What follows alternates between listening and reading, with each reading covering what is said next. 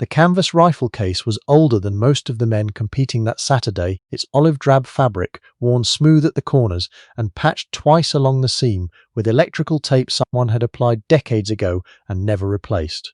The man carrying it walked with a slight hitch in his right knee, not quite a limp, more the deliberate care that comes from years of compensating for something that had healed crooked.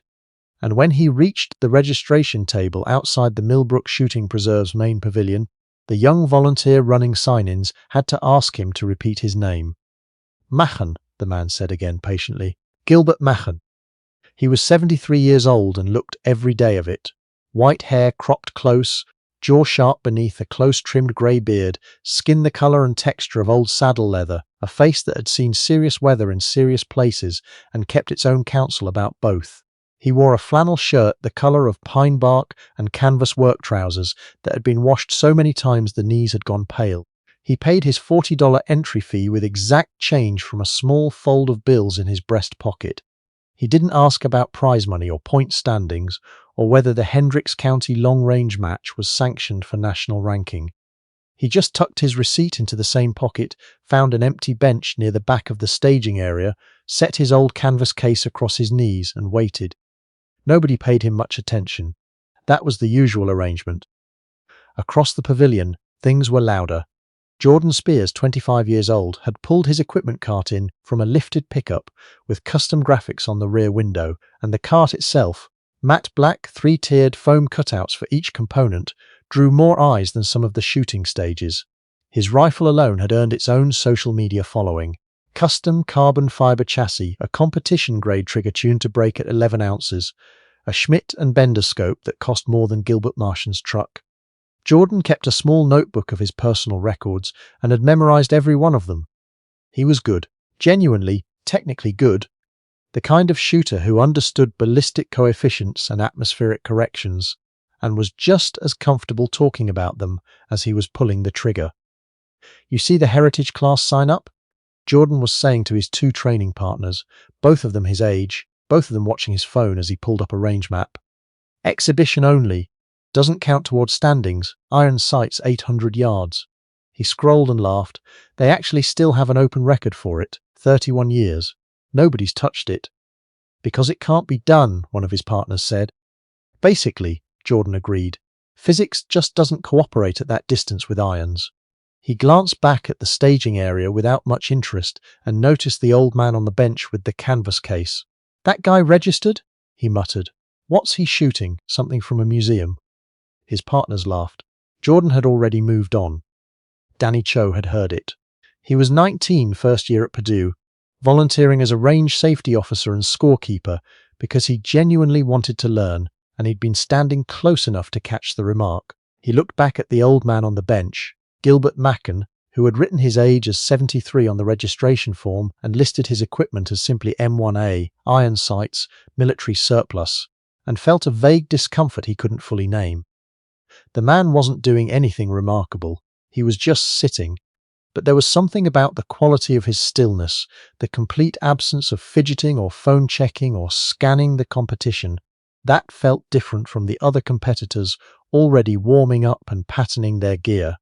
Gilbert Machen sat with his hands resting on top of the old canvas case and looked at nothing in particular, and he looked, Danny thought, like a man who was very comfortable with silence and very practiced at waiting. The Hendricks County long-range match ran 4 stages. The first 2 were at 500 yards, table rests, supported accuracy for the competitive field. Gilbert settled into his lane for stage 1, and the club regular running the adjacent lane, Pete Sumner, who managed Millbrook most weekends, glanced over and then looked again. The M1A that Gilbert assembled from the canvas case was old enough to have real history pressed into it. Original military walnut stock, a hairline crack near the grip that had been carefully glued and left. No bipod, no modern chassis. The scope rail was empty because there was no scope, just the original military iron sights, a rear aperture and a front post. The same basic system American soldiers had carried through Korea and Vietnam and beyond. "We've got loaner optics up at the shed," Pete offered, "if you need." "I've got what I need," Gilbert said. He adjusted the rear aperture with a small practiced turn of his thumb and forefinger. the movement so automatic it might have been a reflex, and settled into his position. Pete wanted to say something more, but couldn't find the right words, so he left it. Stage 1 went cleanly for Jordan Spears. His grouping was tight, his splits were good, and he checked the scoring monitor with the comfortable confidence of someone performing exactly at the level they expected. He went clean through Stage 2 as well, and came off the line with that particular ease that only shows itself when a person is right where they're supposed to be. He glanced at the scoring from Gilbert's lane mostly as an afterthought. Then he looked again. The old man's 5-shot group at 500 yards was centered with a precision that made the other cards on the board look approximate. 3 of the 5 shots had passed through the same hole. The other 2 were inside a quarter inch, with iron sights. Jordan studied the card for a moment. "Exhibition class doesn't count towards standings," he said to his training partner, though nobody had asked. He said it like he was reminding himself of something important. But when Gilbert stepped into his lane for Stage 3, Jordan Spears was watching. 500 yards is manageable, 600 tests the arithmetic. At 700, iron sights become a theoretical conversation for most experienced shooters. The rear aperture still gives you a sight picture, but the front post subtends so much of the target that precise hold becomes more art than calculation. The accepted practical ceiling that instructors cited was somewhere around 650 for reliable accuracy with military irons. Beyond that, you were mostly hoping the math and the human body would cooperate. Gilbert Machen shot Stage 3 at 700 yards and put all 5 rounds inside 2 inches. The range went quiet in sections, the way quiet spreads when something happens that overrides normal attention, one person stopping, then the next, until the only sounds were the ventilation fans in the pavilion roof and the distant snap of a lane flag in the October wind.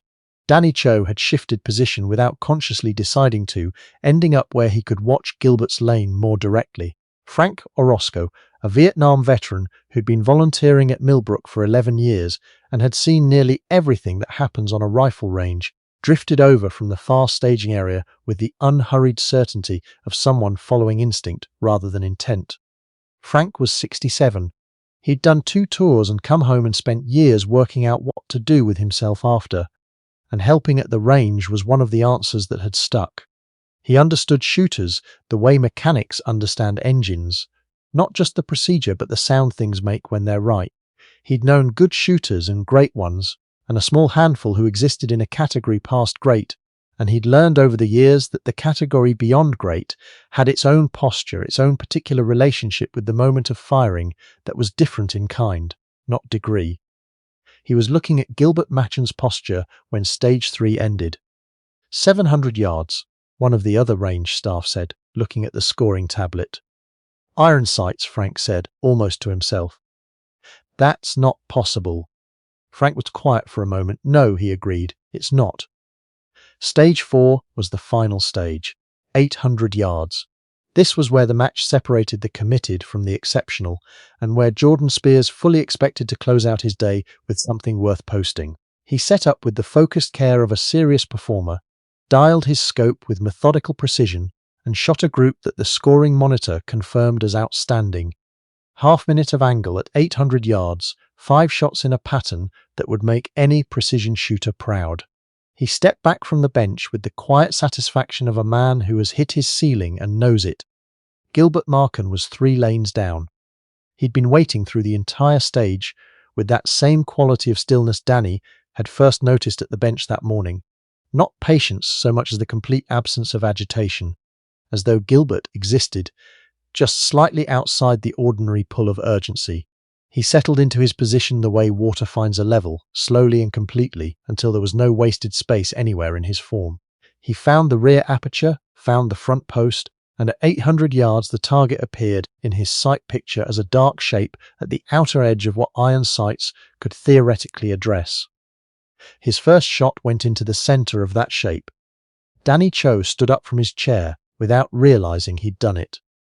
His second shot landed so close to the first that the electronic scoring system flickered, the sensor logic momentarily confused by 2 distinct impacts within a half inch of each other at maximum range. The monitor showed an error, then corrected, then showed what it was actually registering. Frank Orosco made a sound low in his chest that wasn't quite a word.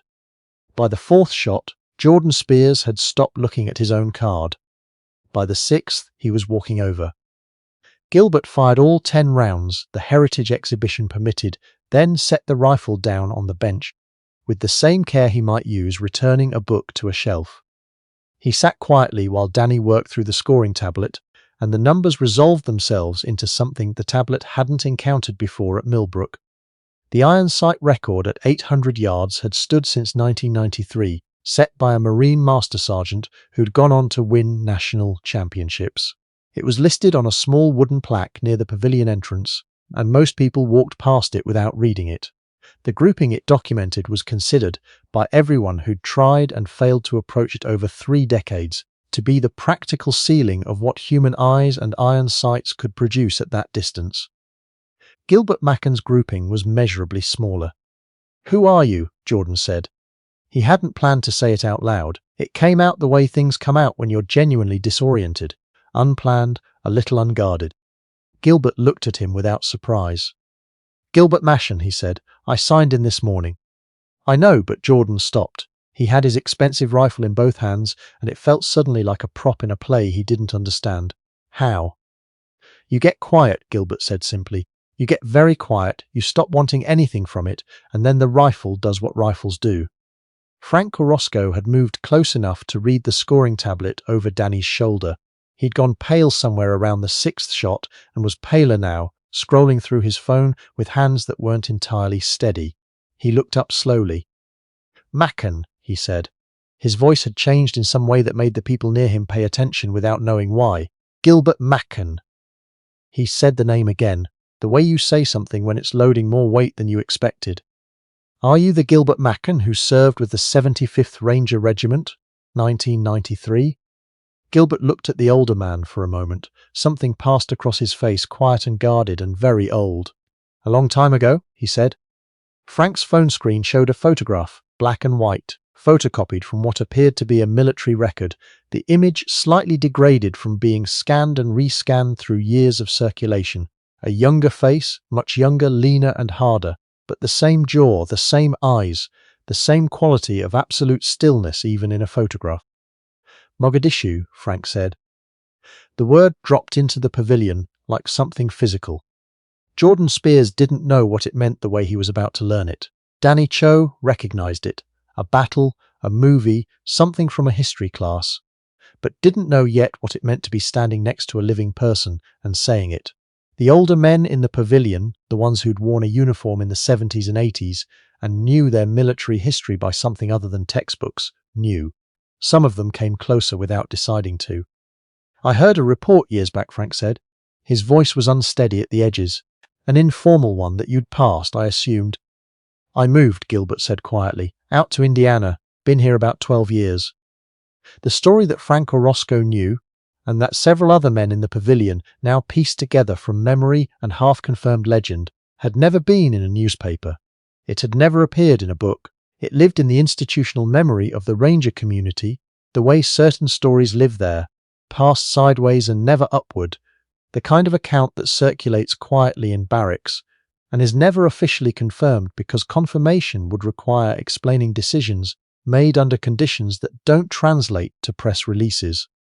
In October of 1993, during the battle the world would later know by the name of a downed aircraft, a Ranger Staff Sergeant named Gilbert Roy Machen had held a rooftop position alone for 9 hours, while the rescue convoy was unable to reach the crash sites, and wounded men were waiting in the dark. He covered an extraction corridor through 200 yards of contested urban ground that would otherwise have been impassable. The men who came out through that corridor came out because it stayed open. 4 of them were wounded badly, enough that a longer route would have meant something worse than delay. The official record classified the action as part of a coordinated defensive operation. The version that Rangers told each other said one man with a rifle held ground alone through the night, and then walked himself off that roof and declined, subsequently, to speak about it publicly in any forum anyone had offered. He'd been awarded the Distinguished Service Cross. He'd declined the ceremony. He'd turned down 3 interview requests and 1 film consultation offer and retired quietly in 2001. He'd moved to Indiana to be near his sister. After his sister passed in 2018 and his wife in 2020, he'd stayed because the house was paid for, and because Indiana was flat and quiet, and because nobody asked him about the things he'd carried home from places they'd never been. He came to Millbrook on the third Saturday of every month. He liked the half-hour drive. He liked that shooting was the one activity that required him to be completely and absolutely present, that it demanded everything, and gave, in exchange, a silence that nothing else in his life produced anymore. Since losing his wife, that silence was what he came for most. He had not been recognized at Millbrook, not until today. The cars started arriving 40 minutes later. Frank had made one phone call, and that call had rippled outward through the local veteran community with the particular velocity those networks produce when the news is real. Not through any announcement, but through a chain of people who had served together or alongside each other and kept each other's numbers for exactly this kind of moment. Men in their 50s and 60s arrived in VFW windbreakers and business suits, and the heavy flannel of men who'd spent 3 decades after their service in manufacturing or farming or the trades. They came to the range and stood near the pavilion, and some of them knew the full story, and some of them only knew that the gravity in Frank's voice when he called meant something worth driving 20 minutes for. A retired Army colonel named Stuart Haynes pulled into the parking lot in a Silverado with a Ranger Tabs sticker on the rear window that had been there since 1998. He was 61 years old when he saw Gilbert Machen sitting on the same bench where he'd started the morning, sitting with his old canvas case across his knees and a cup of coffee someone had pressed into his hands. He stopped walking, he stood straight, and the salute he rendered had nothing ceremonial in it.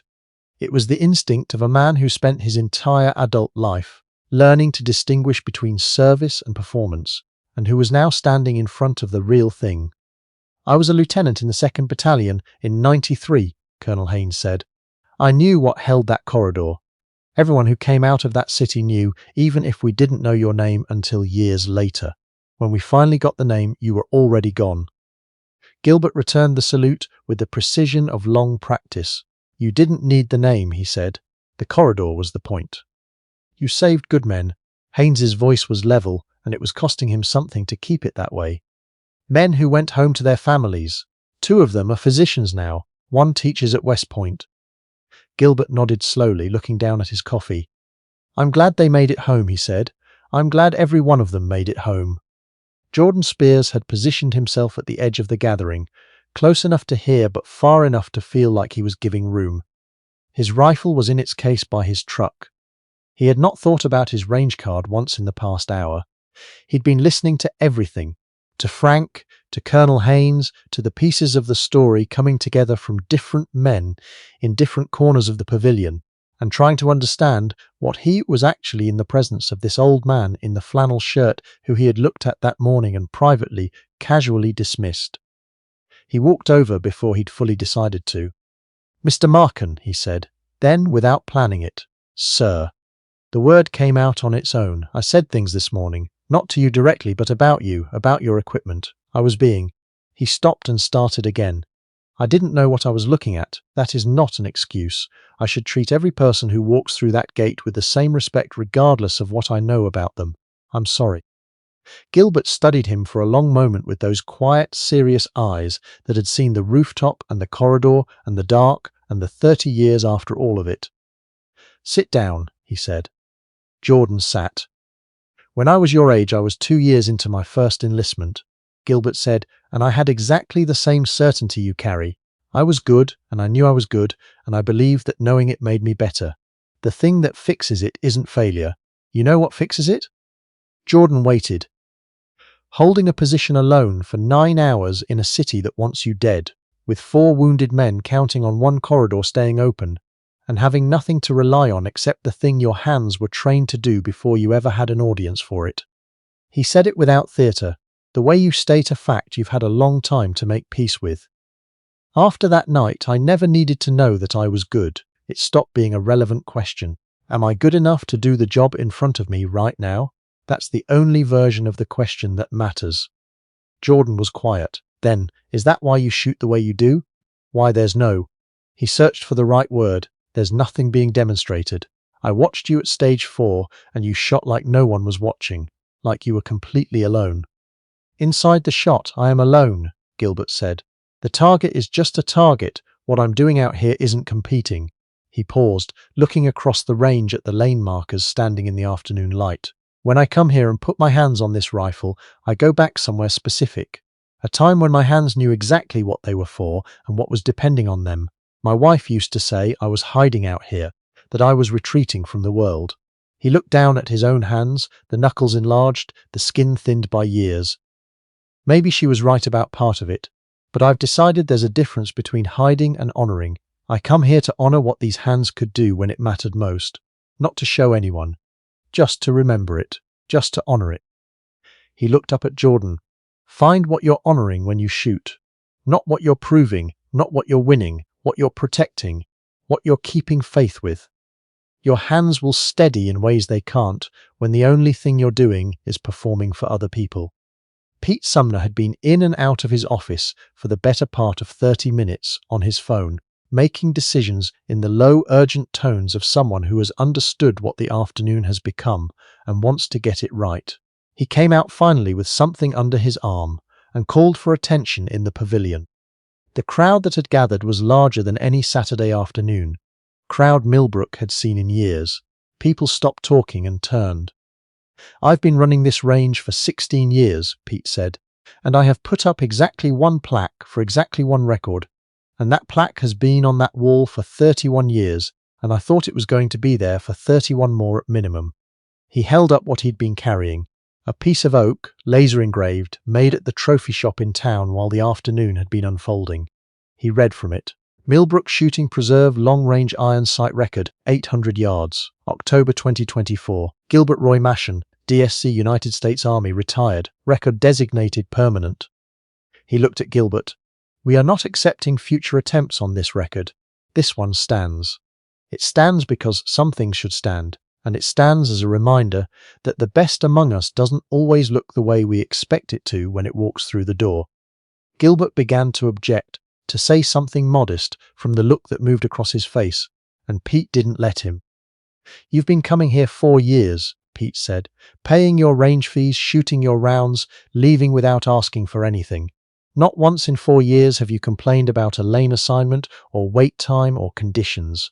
You are the most considerate person who has ever used this facility, and I should have seen what I was looking at years ago. I'm making it right today, even if it's late." He mounted the plaque on the wall to the left of the entrance, and the sound that spread through the pavilion afterwards started in one corner and moved through the room person by person until it filled the space completely. Gilbert Machen stood slowly and looked at the plaque and then at the people, and his expression was what it had always been today, quiet, serious, carrying that permanent gravity that had been carved into his features somewhere around 1993. But there was something different now in his eyes, some quality that had come open, like a window letting in light that had been kept out for a long time. Near the back of the crowd, a young man pushed forward through the gathered people. He was barely old enough to shave, in civilian clothes, but he stood with a posture that was still fresh from being trained into him, and he had the look of someone who had been holding something in and had just decided to let it go. "My name is Ryan," he said. His voice was steady and young. "I ship out to Fort Benning in 3 weeks. Ranger contract." He was looking directly at Gilbert. "We study Mogadishu. They walk us through the battle. They tell us about the corridor. They don't give a name. They never gave a name. But they tell us what it means when one person makes the decision to hold, what it costs them, what it gives everyone else."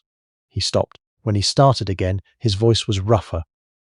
"I just wanted to shake your hand, before I go, before I'm standing somewhere where that kind of decision might be mine to make." Gilbert crossed the pavilion floor.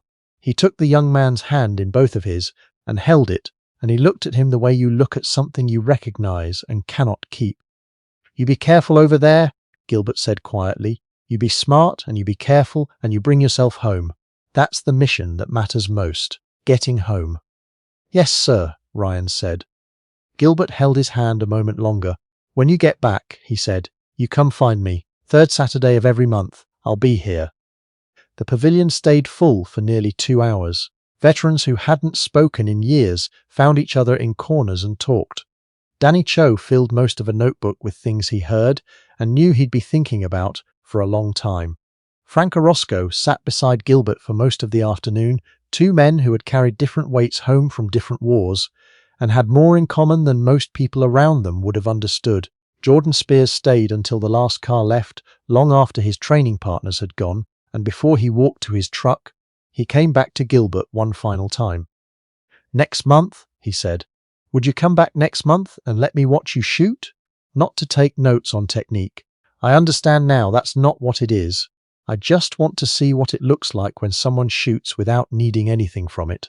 I want to understand the difference between what I've been doing and what I saw today." Gilbert studied him. "Be here at 9, he said, "and leave the camera at home." Jordan nodded, shook his hand, and walked to his truck. He sat in it for a few minutes without starting it, watching the pavilion where the light was still on and the plaque was visible on the wall.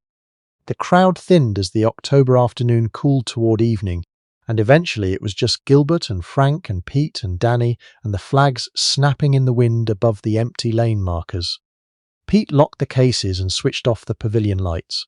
Gilbert carried his old canvas rifle case to his truck, a 2003 Ford with 140,000 miles on it, and a photograph tucked behind the sun visor.